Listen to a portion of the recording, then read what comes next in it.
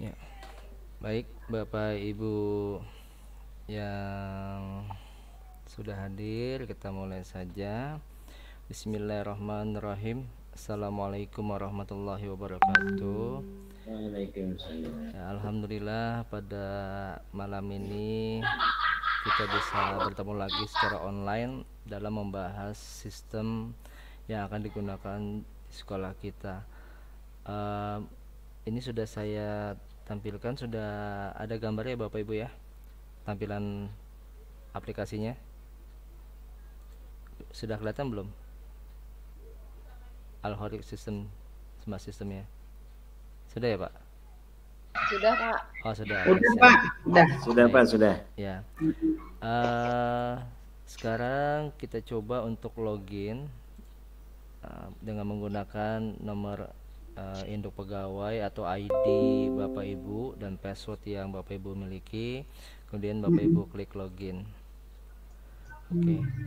Nah, kemudian setelah masuk di halaman utama, di sini Bapak Ibu bisa melihat ada tombol absen dan nanti dimohon dari hari Senin dan sampai Jumat Bapak Ibu bisa mengklik tombol absen tersebut, tetapi sesuai dengan jadwal pembagian yang diberikan oleh Pak Dadi. Untuk Bapak Ibu guru mengikuti jadwal yang diberikan Pak Dadi, sedangkan untuk siswa itu wajib melakukan absen dari Senin sampai Jumat. Kalimat wajib di sini ditekankan, tetapi jika siswa mengalami kendala nanti bisa melakukan konfirmasi ke wali kelas seperti itu. Nah, kemudian nanti bagi Bapak Ibu wali kelas baik kelas 10, 11 dan 12 mohon disampaikan ke siswanya agar Bapak Ibu nanti mudah dalam membaca keadaan siswa. Bapak Ibu minta siswa ketika nanti pertama kali login di halaman utama, di sana ada panel kondisi pembelajaran jarak jauh. Nah, seperti ini. Nanti siswa bisa pilih beberapa pilihan yang ada, boleh lebih dari satu. Ini sebagai data sekolah, terutama buat wali kelas agar mengetahui kondisi siswanya masing-masing. Sebagai contoh, misalkan siswa tersebut tidak memiliki komputer, tetapi memiliki smartphone. Nah, berarti siswa tersebut bisa pilih HP atau tablet Android. Nah, untuk HP tablet Android ada dua, ada pribadi atau milik keluarga. Karena pengalaman semester lalu ada satu HP yang digunakan bersama-sama. Jadi di sini kita bisa membaca kalau misalkan siswa nanti agak-agak terlambat dalam menyelesaikan tugas, kita lihat datanya, oh ternyata handphonenya dipakai bersama. Ya mungkin nanti kebijaksanaan dari Bapak Ibu untuk memberikan toleransi waktu. Ya, misalkan saya klik tablet Android keluarga bersama, kita klik tombol data. Selanjutnya bisa dipilih yang lain. Misalkan WiFi-nya menggunakan apa? Misalkan WiFi Fastnet. Saya klik tambah dan silakan nanti siswa menginput sesuai dengan keadaan siswa masing-masing. Misalkan printer, kemudian di sini saya punya scanner, kemudian saya punya headset. Ya, atau bahkan nanti jika siswa tidak memiliki laptop atau komputer, bisa memilih tidak memiliki laptop atau komputer seperti ini. Tapi nanti siswa bisa memilih tambahannya, misalkan rumah dekat warnet atau rumah dekat rental komputer. Ya, ini menandakan bahwa siswa masih bisa mengikuti pembelajaran secara daring. Ya, oke. Ini untuk pengantar dan selanjutnya eh, untuk memulai pembelajaran online kita harus membuat pembelajarannya dulu. Bapak Ibu bisa nanti akses di menu publik, kemudian menu pembelajaran. Nah, di sini ada tahapannya. Tahap 1, 2, 3, 4 dan 5. Tahap 1 adalah guru mengajar. Tahap kedua pengaturan KD. Tahap 3 pembelajaran, 4 aktivitas KBM, dan yang kelima adalah rekap pembelajaran. Kita mulai dari yang pertama. Yang pertama ini kita klik. Nah, akan tampil tampilan seperti di layar. Silakan Bapak Ibu pilih mata pelajaran yang Bapak Ibu ajarkan. Misalkan saya pilih BTIK, saya pilih kelas 10 IPA 1, saya klik tambah, kemudian saya pilih IPA 2, klik tambah, IPA 3, klik tambah, dan selanjutnya IPA 4. Saya mengajar semua kelas, jadi saya coba tambahkan satu persatu. IPA 5, IPA 6, IPS 1, IPS 2, IPS 3. Oke. Nah, ini sudah saya buat. Nanti Bapak Ibu buat juga hal yang sama. Namun ada sedikit tambahan dalam sesi ini karena tadi siang Pak Dadi mengamanahkan bahwa walaupun kelas 10 belum dibagi kelas, tetapi siswa harus ada kegiatan secara online, maka saya mohon kesediaan Bapak Ibu untuk menambahkan satu kelas baru ada di paling bawah, namanya Gugus MPLS 2020. Jadi Bapak Ibu klik ini satu, pilih mapelnya sesuai dengan mapel Bapak Ibu, klik tambah. Jadi nanti ada kelas baru namanya Gugus MPLS 2020. Jadi nanti di kelas ini kita buat satu modul saja untuk satu pekan. Setidaknya siswa bisa ada kegiatan selama satu pekan ke depan. Baik, kita lanjutkan. Setelah langkah pertama, kita melanjutkan ke langkah kedua, yaitu pengaturan KD. Kita klik menunya, kemudian kita pilih mata pelajarannya, BTIK, kelasnya disesuaikan dengan kelas yang Bapak Ibu terima dalam surat tugas. Nah, semester kita pilih semester 1, dan kemudian jenis KD ada pengetahuan, keterampilan, PTS, PAS, dan PAT. Nah, kita pilih yang pertama ini, kita untuk KD pengetahuan. Untuk prasyarat KD kita belum gunakan karena ini baru awal, baru KD pertama, jadi belum ada KD sebelumnya. Nah, kemudian kita tuliskan di sini, misalkan KD-nya 3.1. Misalkan saya buat di sini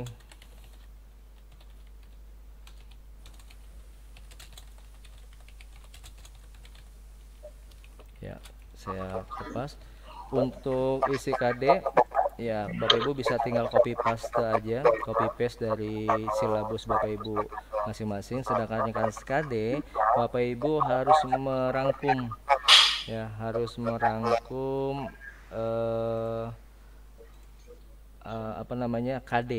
KD Bapak Ibu supaya menjadi singkat dan dapat muat di halaman rapot, karena nanti ringkasan KD ini yang akan tampil pada redaksi rapot atau deskripsi rapot seperti itu. Dan kemudian untuk tampilkan pada rapor, kita pilih tampilkan di rapor siswa jika KD tersebut akan tampil di rapot siswa. Jika tidak, kita pilih yang pilihan kedua, yaitu tidak tampil di rapor siswa. Kalau sudah, kita klik simpan. Oke, nah Bapak Ibu silakan lakukan berulang-ulang sampai semua KD sudah Bapak Ibu masukkan. Ya, saya coba tulis.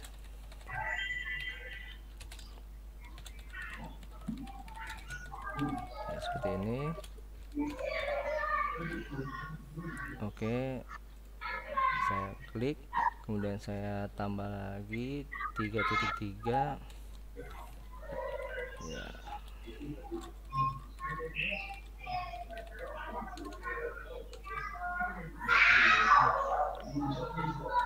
Ya. Oke. Nah, kemudian kita klik simpan. Oke. Nah, jika Bapak Ibu yang sudah menginput KD sebelumnya, mungkin tampilannya nanti akan sama seperti ini, bahwa ada kolom baru yaitu prasyarat KD, di mana prasyarat KD ini defaultnya adalah KD ini tanpa syarat. Nah, kita akan coba lihat perbedaan antara KD yang ada prasyarat dengan yang tidak. Saya coba login menggunakan akun siswa eksperimen buat uji coba. Nah, misalkan seperti ini. Nah, ini nanti siswa ada panel, ini tampilannya belum saya rapikan. Jadi nanti siswa bisa pantau sudah ada berapa poin kuis yang telah dia raih. Exam point adalah nilai tugas yang diberikan Bapak Ibu guru itu totalnya sudah berapa poin, dan solution adalah nilai yang diperoleh dari diskusi-diskusi. Oke, kita coba lihat publik pembelajaran dan masuk ke dalam ruang kelas. Nah, di ruang kelas ini siswa bisa melihat daftar guru yang mengajar di kelasnya. Nah, di sini bisa terlihat sudah ada beberapa guru. Nah, di sini ada Pak Zainal, Pak Canu, Bu Ike, dan Bu Elin. Nah, di sini kita bisa lihat ya, sudah ada beberapa guru yang ada KD-nya.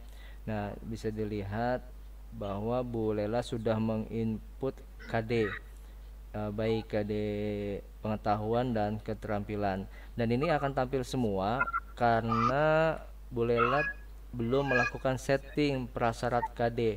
Jadi kalau statusnya KD ini tanpa prasyarat, maka dari KD 3.1 sampai 3.3 akan tampil semuanya. Nah, kita akan coba mengatur agar KD 3.2 itu baru tampil di siswa jika KD 3.1-nya sudah memenuhi KKM, dan 3.3 akan tampil jika 32-nya sudah memenuhi KKM. Nah, caranya cukup mudah, tinggal kita klik di tombol edit, kemudian kita scroll ke bawah. Nah, kita ubah prasyarat KD-nya menjadi 3.1. Kenapa 3.1? Maaf, 3.1 karena nomor KD-nya adalah 3.2. Jadi seperti itu. Jangan lupa diklik simpan KD. Nah, di sini langsung berubah bahwa KD 3.2 akan berubah menjadi 3.1. Maaf. Kemudian kita akan coba 3.3. Kita klik edit. Nah, kemudian di bagian bawah kita ganti prasyaratnya adalah 3.2. Kemudian kita klik simpan. Oke. Nah, setelah kita atur seperti ini, memang di sini tidak langsung kelihatan. Kenapa? Karena saya belum membuat pembelajaran. Jadi kita akan coba buat dulu pembelajaran, yaitu masuk ke menu publik, pembelajaran, kemudian klik pembelajaran. Nah, kemudian saya pilih mapel BTIK, saya klik load. Nah, belum ada ya. Kita coba pilih dulu 3.1. Nah, 3.1 ini KD 3.1 yaitu membahas tentang perangkat lunak. Nah, berarti kita buat materinya pasti ya berhubungan dengan KD tersebut. Misalkan saya akan tuliskan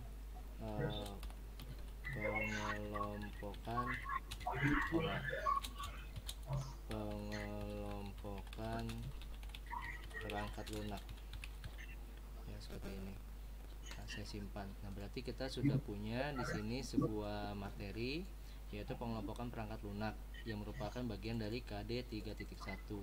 Nah, ada beberapa mapel yang hanya memiliki sedikit KD, berarti nanti materi pembelajarannya yang diperbanyak. Seperti itu Bapak Ibu. Misalkan di KD 3.1 juga ingin saya tambahkan lagi, selain pengelompokan perangkat lunak, saya akan buat namanya instalasi operating system Windows, misalkan seperti ini. Nah, saya simpan sehingga saya punya dua materi pembelajaran untuk satu KD.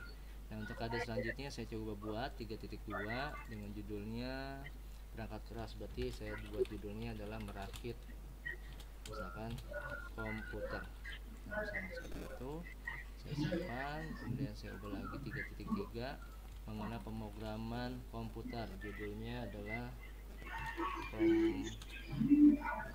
pemrograman Android misalkan. Nah, jika sudah, kita di sini punya pembelajaran,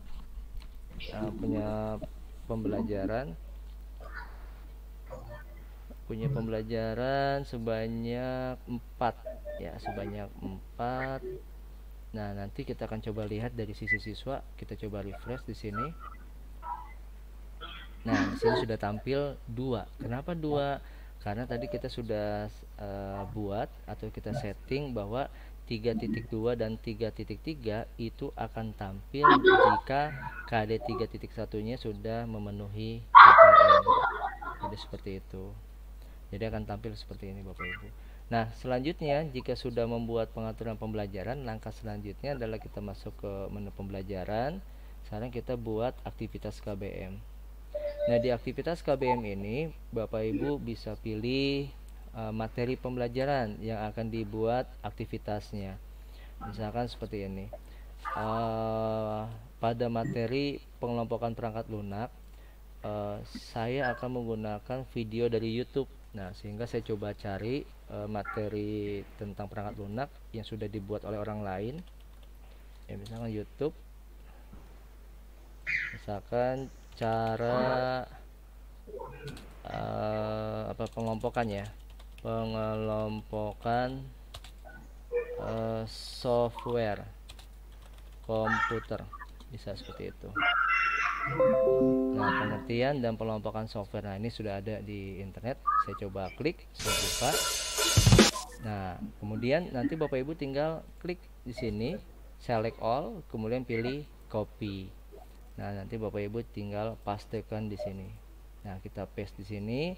Kemudian jangan lupa untuk jenisnya kita sesuaikan, yaitu berupa YouTube. Nah, tadi Pak Zainal sempat bertanya kalau mengupload PowerPoint gimana. Nah, PowerPoint nanti bisa pilihannya di Google Drive.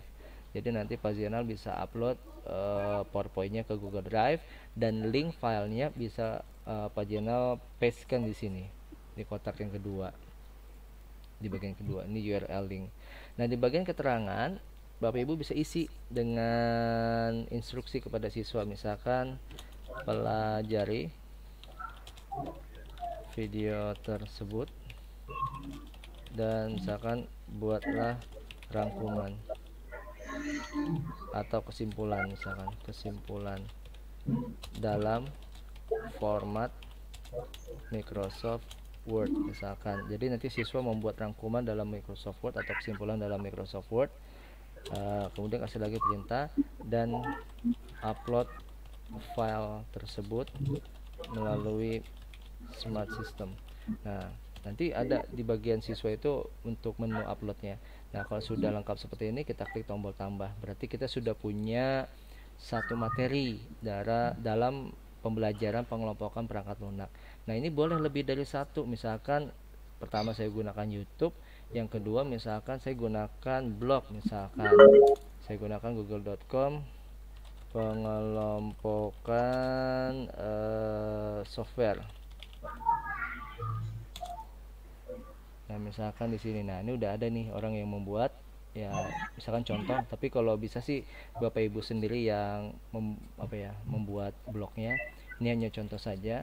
Saya klik, kemudian saya pilih di sini adalah blog umum karena ini milik orang, bukan milik pribadi saya. Saya klik blog umum, kemudian saya klik kanan, pilih paste. Ini juga sama, pelajari materi pada blog tersebut misalkan, sebagai contoh aja nih. Saya klik tambah. Nah, jika sudah, tentunya untuk mengetahui apakah siswa kita itu benar-benar mengakses materi yang kita berikan dan mengikutinya dengan baik. Nah, kita coba buat refleksi pembelajaran. Nah, caranya mudah Bapak Ibu, tinggal kita pilih materi yang mana, yaitu yang menggunakan YouTube saja.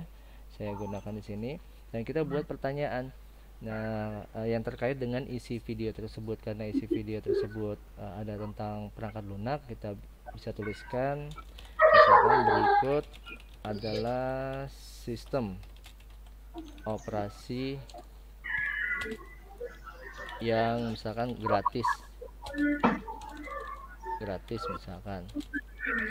Nah, nanti Bapak Ibu untuk URL bisa masukkan link gambar Sedangkan opsinya adalah misalkan seperti ini. Misalkan saya tulis Windows, kemudian saya kasih pagar, misalkan Linux, saya kasih pagar, saya gunakan lagi Mac OS, misalkan seperti itu. Nah, jadi nanti akan ada 3 pilihan. Nah, setiap pilihan Bapak Ibu pisahkan dengan simbol pagar seperti ini. Nah, sedangkan untuk pilihan yang di bawah ini adalah untuk kunci jawaban yang benar. Karena jawaban yang benar adalah Linux, maka pilihannya adalah urutan kedua, yaitu ini nomor 1, 2, ini 3. Nah, berarti kita pilih urutan kedua sebagai kunci jawaban yang benar. Kita klik tambah. Nah, saya akan coba buat contoh pertanyaan yang mungkin bisa lebih dipahami. Misalkan siapakah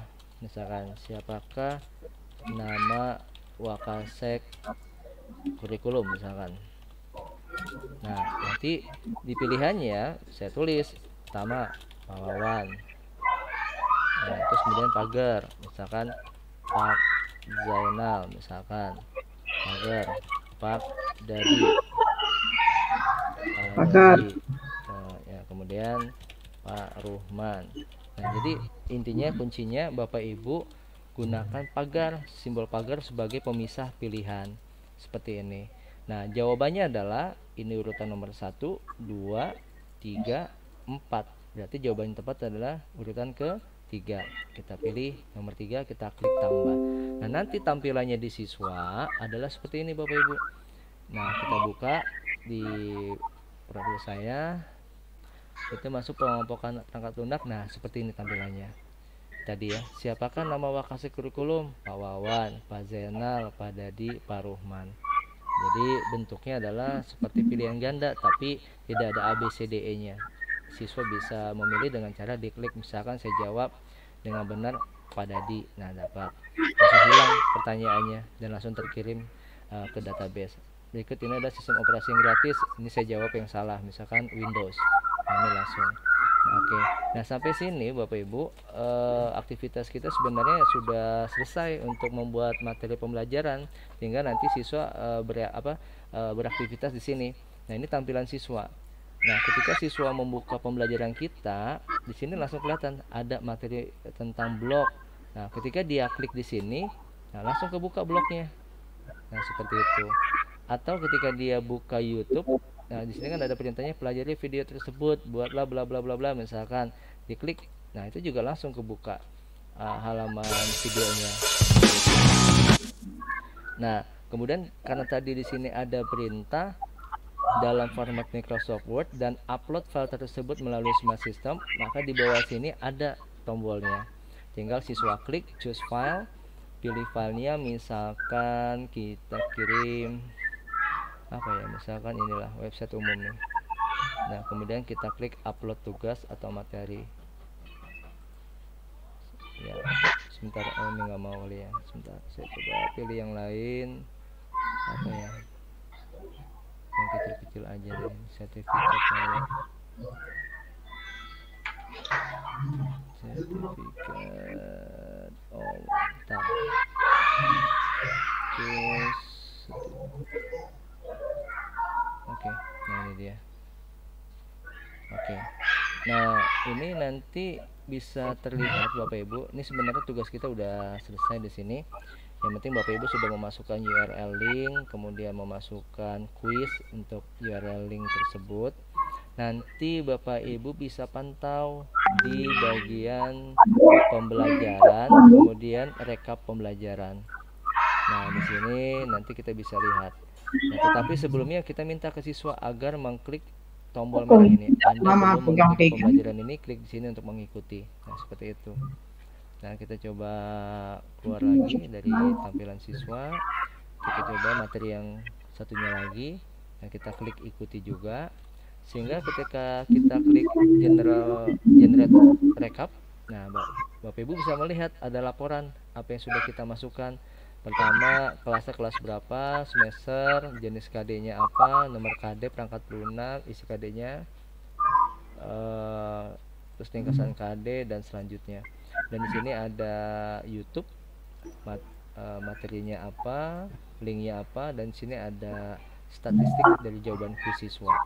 Seperti itu. Dan untuk mengisi nilai, Bapak Ibu tinggal pilih kelas, pilih materi, misalkan kelompokan, kita buka nilai. Nah, di sini Bapak Ibu bisa masukkan nilainya berapa, misalkan 85 dan selanjutnya.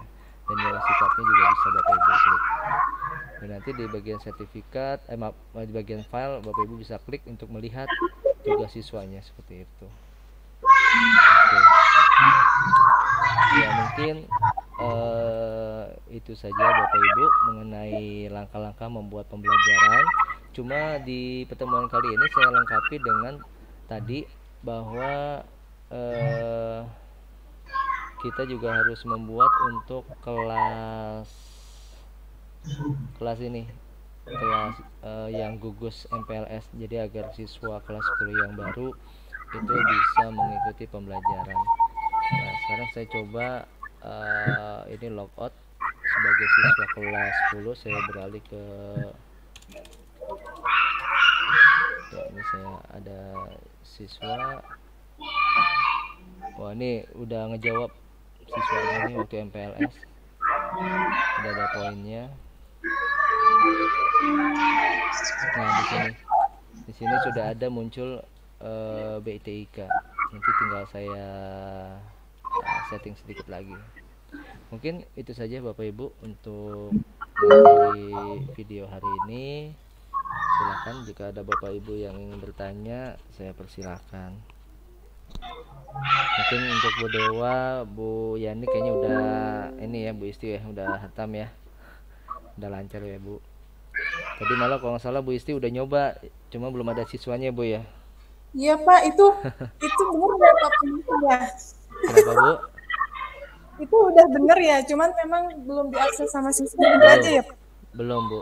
Nanti rencananya besok saya coba buat video tutorial untuk siswa.